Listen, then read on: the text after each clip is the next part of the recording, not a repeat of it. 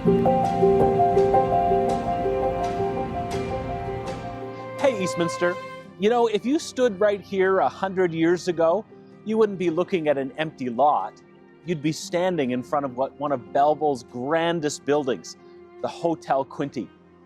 People came here from all over, travelers, workers, visitors. They stepped off the train or arrived in town looking for a beautiful place to stay, and this place existed for one simple purpose: to welcome them. Now today, it's just a vacant lot, waiting for something new to be built, full of possibility. And I think that's a powerful image for us this week, because we all know how the world usually works. We tend to draw lines to decide who belongs, who doesn't, who fits, who doesn't quite measure up. And sometimes even religion does that too, sorting people into categories of who's in and who's out, who's worthy, who's unworthy, who's acceptable and who's not. But then Jesus comes along, and Easter changes everything. He doesn't just open up the doors a little wider, he tears down the whole system, because the cross changes everything. He welcomes the people no one else would welcome. He sits at table with those who've been told they don't belong. He makes room not just for the polished and the put together, but for the hurting, the searching, the unfinished.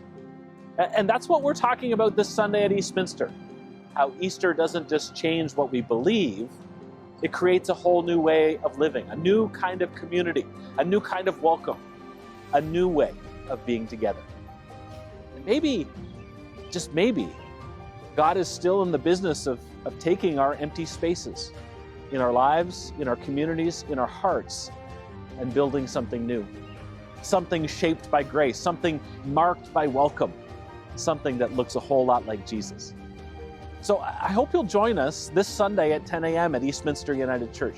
Our Promised Land Nursery and our Graceland Sunday School are both open for our kids, and the Connect Cafe will welcome you with a hot cup of coffee and a great conversation following the service. We'd love to connect with you. And don't forget your one-a-week food bank donation. We're well on our way to our 400-item total for April. So come and be part of what God is building here. Because in Jesus, this changes everything.